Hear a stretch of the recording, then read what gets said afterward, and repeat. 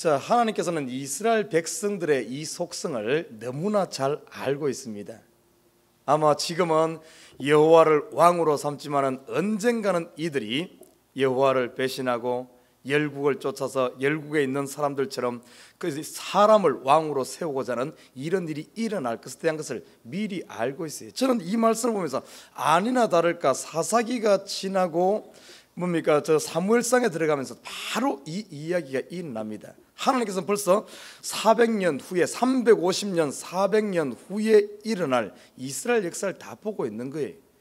지금 하나님은 우리의 생각을 다 알고 있습니다. 앞으로 우리의 마음이 어떻게 될지 벌써 알고 있어요. 먼저 알고 항상 하나님은 우리보다 앞서가시는 하나님임을 보게 됩니다. 이스라엘 백성들을 출애굽했을 때 보시면 출애굽 애굽에 내려가기 전에 벌써 아브라함의 너희 자손이 애굽에 내려가서 430년 동안 종살이하리라. 그들이 애굽에 내려가고 애굽에 출애굽했을 때도 보십시오. 하나님의 법궤가 이스라엘보다 항상 먼저 앞서가서 그들의 쉴 곳을 찾고 준비하는 이런 모습을 보게 됩니다.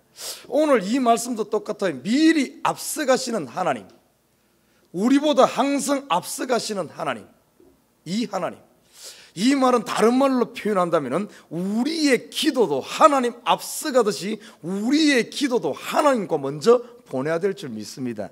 발등에 불 떨어진 기도만 할 것이 아니라 미리 하나님께서 우리 앞길을 예비하신 데 있어서 내 마음을 하나님께 아뢰면서 하나님 나의 앞으로 5년 후를 10년 후를 왜? 하나님이 벌써 나보다 앞서가시기 때문에 앞서가시는 그 하나님께 지금 미리 아뢰놓는 거예요.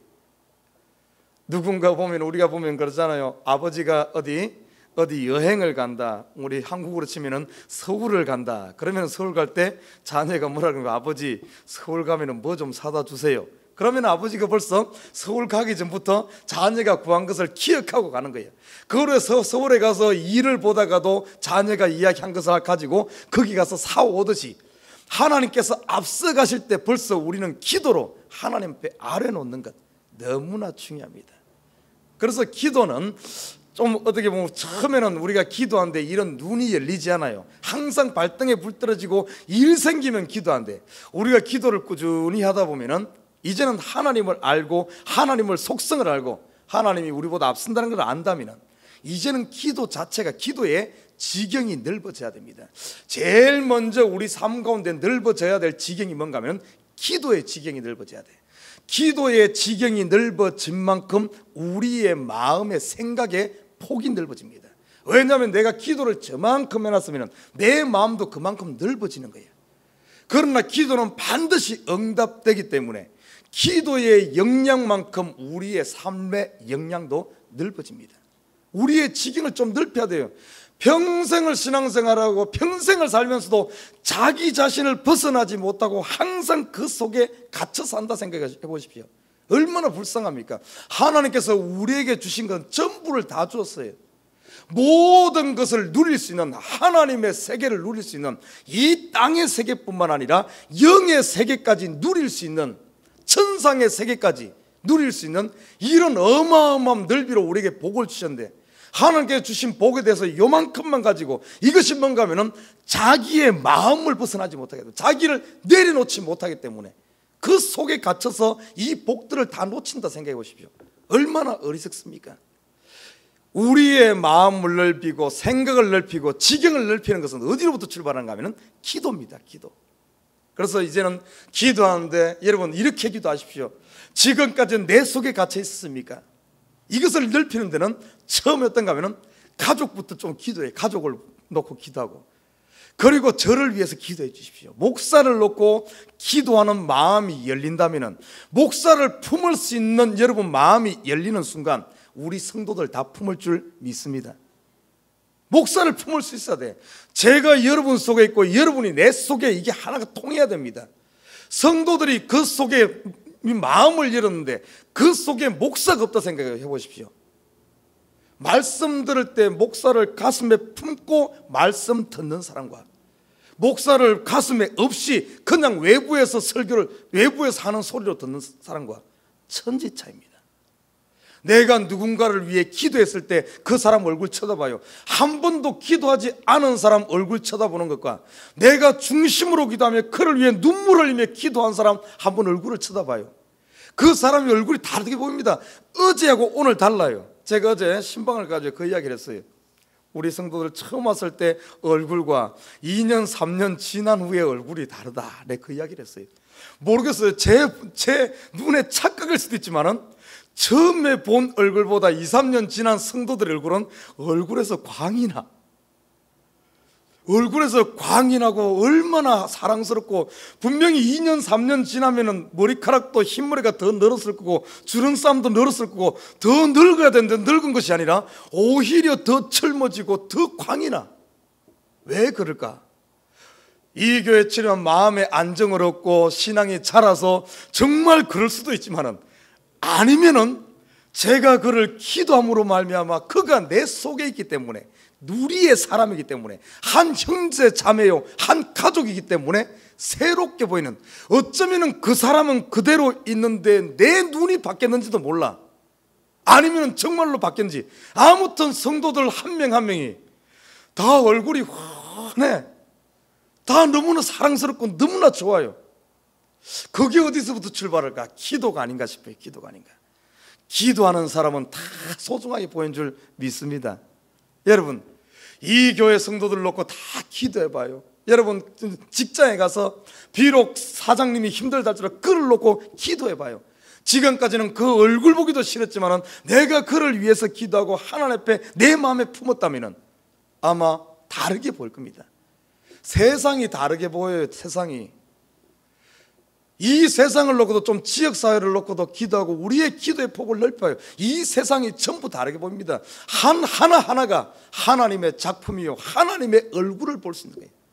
저 공중에 나는 새소리 속에서도 하나님의 음성을 들을 수 있고, 저 나무 하나 속에서도 하나님의 손의 터치를 느낄 수 있는 줄 믿습니다. 얼마나 귀합니까?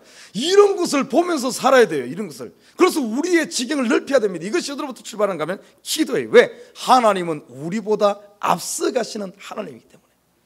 오늘 본문에 보니까 하나님이 앞서가요. 다 이야기하면, 지금은 이때까지만 왕이 없었거든요. 하나님이 왕이 되고 하나님이 세운 선지자 모세가 지금 이 역할을 감당하고, 모세를 통해서 하나님 바라봤는데 이들의 속성을 알고 계신 하나님, 앞으로 너희 가운데 왕을 세우고자 하는 이런 뜻이 날 것이다. 이것이 하나님의 뜻은 아니에요. 그럼에도 하나님께서 사람들의 이 성도들이 원하는 것을, 하나님의 생각은 좀 다르지만은 그렇지만은 응답합니다. 그래서 나중에 가면은 사무엘이 사울 왕을 세우고 다윗 왕을 세우는 이 역사가 일어납니다. 아무튼 왕을 세우면은 왕은 어떤 사람을 세워야 되는가? 오늘 쭉 이야기하면서 15절에는 어떤 사람을 왕을 세우라 그랬는가 하면은, 내 위에 왕을 세우려면 내 형제 중에서 한 사람으로 할 것이요 내 형제 아닌 타국인을 내 위에 세우지 말 것이라. 왕은 반드시 이스라엘 백성 중에서 세워라. 자, 이거 영적으로 한번 생각해봐요. 단순히 그 나라 이스라엘만 생각할 것이 아니라 지금 저와 여러분 영적인 이스라엘이요 하나님의 자녀들입니다. 이 왕이란 것이 뭔 줄 압니까? 왕은 다스리는 자예요. 다스리는 자. 이 시대의 왕이 누군 줄 알아요? 여기서 말하는 왕을 친다면 이 시대 다스려야 되는 사람, 여러분 한 명 한 명이 하나님 앞에 선 위치에서는 왕으로 선 줄 믿습니다. 왜? 여러분은 다스려야 될 자예요. 무엇을 다스립니까? 첫 번째는 나를 다스려야 돼. 나를, 내 마음을 다스리는, 하나님 앞에 섰을 때는 전부 성도 한 명 한 명이 1대1로 서는 거예요. 1대1로 내가 하나님 앞에 서는 거예요. 다스리는 자, 먼저 나를 다스리고, 그리고 창세기에 보면 우리 사람을 만든 목적 자체가 하나님이 만드신 것을 다스리고 정복하라 그랬어요. 다스린 자란 말. 오늘 이 왕의 이야기가 옛날 이스라엘 왕의 이야기로 끝나면 안 돼요. 이 말씀이 나한테 지금 하는 말씀으로 받아야 될 줄 믿습니다. 이 마음으로 한번 받아봐요. 이 말씀. 자, 16절에 보면 왕된 자는 말을 많이 두지 말 것이요 말을 많이 얻으려고 그 백성을 애굽으로 돌아가게 말 것이니. 첫 번째 기준, 왕이 임무입니다. 어떤 일을 어떤 자세로 다스려야 되는가, 어떤 일을 해야 되는가. 말을 많이 두지 마라. 자, 이 속에는 어떤 의미가 들어있는가 하면은, 말하면은 그 당시 그 시대 문화권에서 이 말이란 것은 전쟁을 수행하는데 아주 최첨단 무기와 같습니다. 말이 있는 것과 없는 것. 그래서 그 당시 출애굽기라든지 그 이후의 시대를 보면은 애굽을 이야기할 때 뭐라고 하면, 애굽에는 철병거가 있었다. 다시 말해, 말 뒤에 달아서 타는, 로마 시대 때 보면 그런 게 있잖아요. 이렇게 막 말 1인용 해고 그렇게 하듯이 그 당시에 최첨단 무기야. 지금으로 말하면은 F-16, F 뭐 그런 거예요. 지금 뭡니까? 스틸스, 이 비행기 중에 스틸스기 있잖아요. 그런 개념이에요. 아니면 핵무기 개념, 최첨단 무기를 의미합니다. 그 당시 이런 최첨단 전쟁에서, 무기에서 최첨단을 달리던 나라가 어디였는가 하면 애굽입니다. 애굽. 애굽에는 이 말을 타고 전쟁하는 이것이 발달되어 있었고, 또한 다른 데서 나는 말보다도 애굽에서 이 생산된 이 뭡니까? 길러지는 말이 최고의 말로 인정받았습니다. 그래서 많은 나라들이 이런 뭡니까? 전쟁 무기 중에 최고의 무기인 이 말을 이거 하려고 애굽에서 말을 수입했어요. 그러다 보면은 애굽에서 말을 수입하다 보면은 애굽과 거래를 하게 되고 이런 일들이 납니다. 이것을 왕이 하지 마라 그랬어요. 자, 그런데 참 묘합니다. 하지 말라고 분명 미리 이야기해 놨건만 솔로몬 시대 가서는 어떻게 합니까? 솔로몬 시대의 이야기를 쭉 보면은 전부 애굽에서 말을 수입합니다. 그것까지 구체적으로 한 마리에 얼마를 주고 수입했다는 까지 다 이야기를 합니다. 그뿐만 아닙니다. 그것을 수입만 해서 한 것이 아니라 그것을 수입해다가 또 주변 나라에 또 파는 이런 일까지 합니다. 하나님이 하지 말한 것에 대해서 정면으로 그렇게 또 하는 모습을 보게 됩니다. 솔로몬이. 자, 그러면은 이 말을 수입하지 마라, 이 말 첨단 무기를 의지하지 말고 이것을 하지 마라 하는 이유는 뭐겠습니까? 이 말은 다른 말로 표현하면은 네 힘을 의지하지 마라. 지금 이 시대로 말한다면은 여러분이 의지하는 게 뭡니까? 이 시대 제일 우리 성도들 아니면 우리 지금 세상 사람들이 제일 의지하는 첨단 무기가 뭐겠어요? 돈이죠. 돈이면 다 해결되잖아. 그 당시 말이면은 저희 최첨단 무기 말이면은 전쟁에 승리할 수 있듯이 이 시대 돈이면은 다 풀리는 거예요. 돈이면은. 이것을 하지 말란 거예요. 여러분, 내 마음 다스리는 데 있어서, 사람을 다스리는 데 있어서 돈을 가지고 하는 순간 어떻게 되는 줄 압니까? 돈의 노예가 돼버리고 내 마음 더 이상 못 다스립니다. 사람들 마음을 얻지 못해. 돈 가지고 사람을 얻으려고 해보십시오. 얻은 것 같지만은 그거 얻은 것 아니에요. 그 사람의 노동력은 없고 그 사람의 몸은 없고 뭐 할지 몰라도 그 마음은 절대 얻지 못합니다. 돈을 가지고 하려고 하는 사람들, 여러분 주위에 혹시 그런 분이 있어요? 그런데 이상하게 돈 가지고 될 것 같은데 되잖아요. 그 밑에 사람들이 다 이렇게 굴복합니다. 그러나 돌아서서는 뭐라 그러는 줄 알아요? 돌아서서는 욕합니다. 돈 가지고 사람 다스릴 수 있는 거 아니에요. 그 마음을 얻을 수 있는 것 아닙니다. 영혼을 얻을 수 있는 것 아니에요. 돈 가지고 되어지는 거예요. 이 최첨단 무기 가지고 이 뭡니까? 승리할 까지 왕이 다스릴 수 있을 것 같지만은 솔로몬이 이 병거를 의지하고 됐느냐? 되지 않았어요. 나중에 가보십시오. 그 나라가 그 아들 댁에 가서 반쪽되고 다윗이 만들어 놓은 그 큰 나라를 다 잃어버리잖아요. 우리 믿는 사람, 또 어떤 사람은 돈을 의지하고, 또 어떤 사람은 지금 시대 보면은 자기가 배운 지식을 의지해. 지식. 아니면 자기의 가진 재산을 의지한다든지, 아니면 또 어떤 사람은 자기의 힘을 의지하고, 또 우리 여성분들은 보면 어떤 또 여성분들은 자기의 얼굴 의지하는 사람도 있어요. 그죠? 얼굴 가지고 자기가 뭐 하려고 잠시 통하는 것 같지만 오래 못 가. 오래 못 가. 혹시 우리가 말을 의지하고 있지는 않은가? 여러분, 이거 정신 차려야 됩니다. 이 시대에 너무나 많이 이 착각 속에 살아.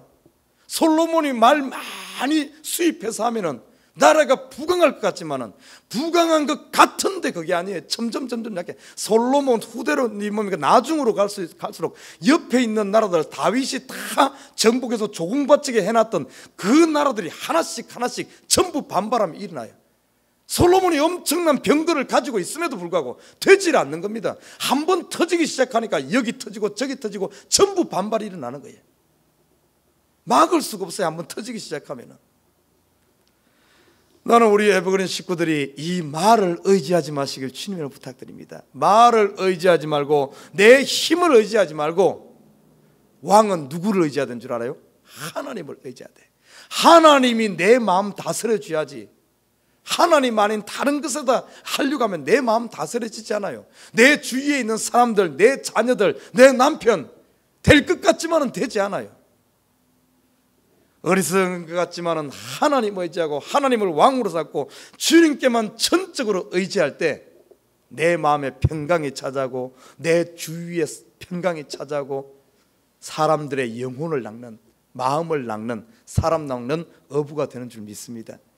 이스라엘의 역사를 쭉 보면은 아니더랄까 이렇게 분명히 말을 의지하지 마라 그러는데, 이스라엘 역대 왕들이, 잘 나가던 왕들도 보면은 많은 왕들이 이 말을 의지함으로 말미암아 되는 것 같았는데 나중에 보면 넘어지고 어려움 당해서 결국에는 이스라엘이 어떻게 됩니까? 바벨론에 의해서 망하지 않습니까?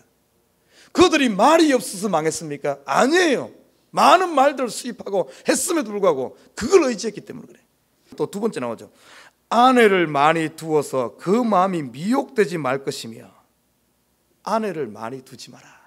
이 말 속에는 어떤 의미가 있는가 하면, 그 당시 시대 상황, 정치 상황, 그런 상황이었던가 하면, 이 아내를 얻는 것이, 아내를 많이 두는 케이스가 어떤 케이스인가 하면, 그냥 단순히 누구를 사랑해서 이 아내 뒀고, 이 여인도 사랑스러워서 아내를 뒀고, 이런 의미가 아닙니다. 아내를 많이 두는 목적 자체가 나라와 나라 사이에 공주를 얻음으로, 이 정략 결혼이라 그러죠. 그러므로 말미암아 그 나라와 결혼 관계를 통해서, 결혼 동맹을 통해서 평화를 유지하려고 하는, 이것 때문에 이런 많은 여인들과 결혼하는 그런 시대적인 풍속이 있습니다. 이스라엘뿐만 아니라 우리나라와 중국 사이에서도 그런 경우가 있었죠. 옛날에 보면 삼국시 이런 데 보면은 결혼 동맹, 고구려와 신라 아니면은 뭐 신라 백제, 이런 결혼 동맹을 통해서 나라의 안정을 찾으려고 하는 이런 것들이 있어요. 그것을 염두에 두고 한 말입니다. 이것을 이렇게 분명히 이야기했는데 솔로몬이 또 그렇게 따라가는 거예요. 참 묘하죠. 이 하나님 앞에 온전히 쓰임받은 하나님 마음에 합한 이 다윗에게서, 다윗은 하나님 말씀대로 그랬었는데 그 아들 솔로몬은 하나님이 하지 말한 짓은 꼭 골라서 하는 거예요. 보십시오. 700명의 여인과 결혼했어. 아마 거기에 대부분은 뭔 줄 압니까? 주변 나라들입니다. 주변 나라. 정략 결혼하는 거예요. 아내를 많이 두어서 그 마음이 미혹되지 말며. 정략 결혼을 하다 보니까 정치적인 그것을 가지고, 정략 결혼을 할 때는 아무래도 나라와 나라 사이에 하다 보니까 왕이 이 공주에 대해서 마음대로 못하는 거예요. 왜 못하겠습니까? 이 공주는 그 나라의 대표로서 와서 있기 때문에. 그러니까 공주를, 남편이 아내에 대해서 어떻게 보면 이걸 함부로 못하는 겁니다. 이방 공주기 때문에. 그러니까 아내가 아니라 이거는 공주예요. 그러다 보니까 이 공주들이 자기 문화 방식, 우상들, 자기 것들 그대로 가지고 오는 겁니다. 왜냐하면 남편과 결혼하게 되면 자기 것 버려야죠. 버리고 남편과 하나 되어야 되는데, 정략 결혼을 하다 보니까 하나 되는 것이 아니라, 부부는 어떤가 하면 하나가 되는 것이 부부거든요. 그런데 부부가 됐음에도 하나 되지 못하고 따로 둘이가 같이 있는 거예요. 그래서 이 여자 아내가 가지고 있는 그 문화 방식, 생활 방식, 뭡니까, 종교 방식, 이런 것들을 그대로 가지고 오는 거예요. 그대로. 이것에 대해서 남편이 하지 마라 말을 못하는 겁니다. 왜? 정략 결혼을 했기 때문에. 그렇게 잘못 말해가지고 해놓으면 어떻게 됩니까? 나라와 나라 사이에 문제가 되잖아요. 그러니까 그걸 못하는 거예요. 아내가 남편이 아내에게 서로 하나 되어야 되는데 하나 되지 못하니까 결국에는 가정도 제대로 서지 않을 뿐만 아니라 더 나아가서는, 오늘 보십시오, 미혹되어서 우상을 지방까지, 자기 아내까지, 다시 말해 부부가 자기 아내 침실에까지 이 우상을 가지고 오고 이렇게 하는데 왜 미혹이 안 되겠어요? 솔로몬이 그런 게 결국엔 무너졌잖아요. 이런 일을 하지 마라 그랬어요. 이런 일 하지 마라. 자, 우리도 한번 생각해 봐야 됩니다. 우리 이 이방 여인, 다시 말해 어떻게 보면 이런 것들이 나에게 들어오지 못하도록 우리가 우리 마음을 오롯이 해야 돼요. 오롯이. 다시 말해 결혼적인 그런 것도 있지만 우리의 참된 신랑 되시는 예수 외에 다른 것들이 들어오게끔 우리 마음, 우리 침실을, 우리 영혼의 침실을 오픈해서는 안 된다는 사실입니다. 너무나 많은 경우에 우리 속에 이 우상 쓸데없는 것들이, 세상 것들이 들어와 있어. 그러다 보니까 나도 모르게 했던 게 보면은 이 물들어가지고 결국에는 솔로몬이 이것 때문에 하나님의 소리를 듣지 못하잖아요. 그 젊었을 때 처음에는 하나님의 음성을 듣고 하나님부터 지혜를 받고 그 지혜, 하나님이 준 지혜를 받은 이 솔로몬조차도 결국에는 그 귀가 가려지고 마음이 가려져서 나중에는 그 하나님의 음성을 듣지 못하고 여자들의 음성을 들음으로 말미암아, 그 부인들의 음성을 들음으로 말미암아 결국에는 타락해버리는, 우리 마음 지음이니까 잘 관리를 해야 돼요. 잘 관리. 이거 조금만 빈틈만 주면은 세상은 물밀듯이 우리 속에 들어와서 어떤 줄 압니까? 우리 속에 자리 잡으려고 해. 우리의 안방을 차지하려고 해. 우리의 아내인 척 차지하려고 해.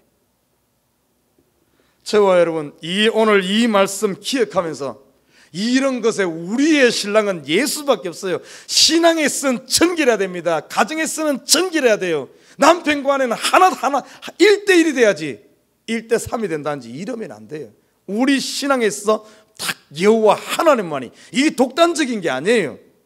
독단적인 게 아닙니다. 신앙생활이란 것은 어떤 거 하면 남편과 아내가 하나 되듯이 하나님과 우리 신앙이란 것은 이것저것 할 수 있는 게 아닙니다.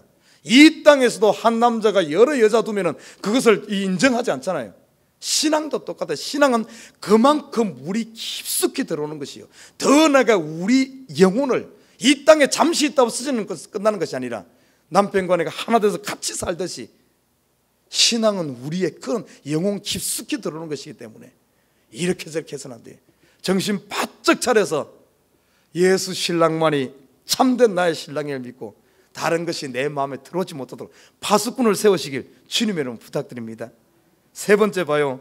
은금을 자기를 위하여 많이 쌓아두지 말 것이니라. 아니나 다를까 또 이것도 솔로몬이 돈 엄청나게 쌓아놨죠. 이 왕이 결국에 어떻습니까? 왕이 은금을 많이 쌓는다는 말은 어떤 의미겠어요? 그 왕이 쌓는 은금이 다 어디로부터 오겠습니까? 백성들로부터 착취해서 오는 거죠. 오히려 백성 나라를 뭡니까? 이 왕이라면 이거 나눠줘야 된대. 이것을 가지고 자기 백성들을 이게 빼앗아 가지고 자기 향락을 위해 쓰는 거예요. 자기 향락을. 이 영적으로 보십시다. 우리 봐요. 어떻게 보면 하나님이 주신 은혜들, 이 은금이 있다는 것은, 북이라는 것은 하나님께 주신 복 아닙니까? 이것을 어떤가 하면 이것 우리에게 준 것은 우리가 선한 청지기가 되어서, 왕이 뭡니까? 왕은 백성들을 봉사하고 섬기는 자리 아닙니까? 백성들을 착취해서 자기 향락을 위해서, 자기 유익을 위해서 자기 기분 내라고 있는 자리가 아니란 말입니다. 하나님께서 우리에게 주신 모든 것, 여러분 자녀도 그래요. 자녀를 통해서 내 기분 내려고 그러면 안 돼. 자녀를 잘 키워놓은 청지기로 살아야죠. 여러분에게 부귀가 있습니까? 여러분에게 잘 되는 게 있어요? 그것을 어떤가 하면 자기를 위해 쌓아두는 순간 어떻게 되는 줄 압니까? 결국엔 내가 그 은금 때문에 하나님의 소리를 듣지 못해. 돈을 사랑함이 일만하게 뿌리가 되나니, 은금을 쌓아놓는 순간 하나님 앞에 담을 쌓는 것과 똑같아. 그것이 우리에게 주어진, 여러분 달란트도 그래요. 이것을 자기를 위해 쓰면 안 돼요. 좋은 찬양하는 은사를 준데 그것을 사람들 앞에 자랑하는 어떤 공연하다시피 이런 식으로 쓴다는 것은 오히려 그것을 가지고 하나님이 주신 것을 가지고 하나님과 나 사이 담을 쌓는 것과 똑같아. 하나님이 물질 주었습니까? 그것을 자기를 위해 쌓아두는 순간 오히려 하나님이 주신 분을 담을 쌓는 거예요. 왕이 은금을 많이 두면 안 됩니다. 오히려 이런 것이 있을수록 흩어서 구제하면서 백성을 살려야죠. 그리고 마지막에 한 가지 더 보면은 왕 옆에다 하나님의 말씀을 등사해서 그것을 항상 말씀을 읽습니다. 다시 말해 이 말씀을 읽는다는 것은 백성을 다스리는 기준이 뭐가 돼야 되는가 하면 자기 기분이 아니라 자기 지식이 아니라 다스리는 기준이 있어야 돼. 기준. 하나님의 말씀인 줄 믿습니다. 우리 믿는 사람들, 저와 여러분 삶의 기준, 원칙이 있어야 돼요. 원칙이 없이 살면 이 사람 말 들으면 이 사람이 맞고 저 사람 말 들으면 저 사람이 맞는 거예요. 그렇게 살아서는 안 됩니다. 정신을 차리고 기준을 가지고 원칙을 가지고 옳고 그름을 분별할 수 있는 기준 없으면 안 됩니다. 그것이 뭔가 하면 하나님의 말씀이에요. 그래서 왕은 항상 말씀을 가까이 두고 그것을 읽고 외우고 그것을 기준으로 해서 나라를 다스려야 되는 겁니다. 그 당시 이 하나님의 말씀 그러면 모세 오경이겠죠. 우리에게는 지금 하나님의 말씀 66권이 있어요. 저와 여러분의 삶의 원칙을, 내가 해야 될 것과 하지 말아야 될 것, 원칙을 이 하나님 말씀 기준으로 사시기를 주님의 이름으로 부탁드립니다. 이렇게 산다면 온전한 여러분 마음을 잘 다스릴 수 있고 여러분에게 주어진 삶의 바운드를 잘 다스려서 하나님이 우리를 만든 목적이 뭡니까? 바로 그것 아닙니까? 잘 다스림으로 말미암아 왕이 나라를 잘 다스리면은, 이스라엘 나라를 잘 다스리면은 뭐가 드러나는 줄 알아요? 하나님의 영광이 드러납니다. 이스라엘에 하나님 계시구나, 야, 저 왕 훌륭하구나, 이게 아니에요. 이스라엘에 왕 하나님 계시구나. 왕은 누구를 대변합니까? 하나님을 대변해서 다스리는 거기 때문에 우리가 지금 이 시대에 나를 잘 다스려서 그리스도의 인격을 만들고 내 주위를 잘 다스려서 참으로 사랑을 드러내고 화평을 만들어내고 온유를 드러내게 되면 결국엔 누가 영광 받는 줄 알아요? 바로 나를 통해서 예수님이 드러나고 하나님의 영광이 드러나는 줄 믿습니다. 바로 하나님이 우리를 부르신 목적, 우리를 만든 목적에 합한 자가 되는 거예요. 아무튼 저와 여러분, 나는 우리 에버그린 식구들이 저와 한 명 한 명이 왕이라는 사실을 기억하면서 세상 의지하지 마시길 주님을 부탁드립니다. 세상의 우상들 나에게 들어오지 못하도록 타협하지 말고 오직 신랑 되신 예수만 내 마음의 주인으로 삼고 나의 신랑으로 삼고 여러분에게 주신 모든 축복들을 자기를 위해 쓰지 말고 주를 위해 나눌 수 있는 저와 여러분 되시길 주님을 부탁드립니다.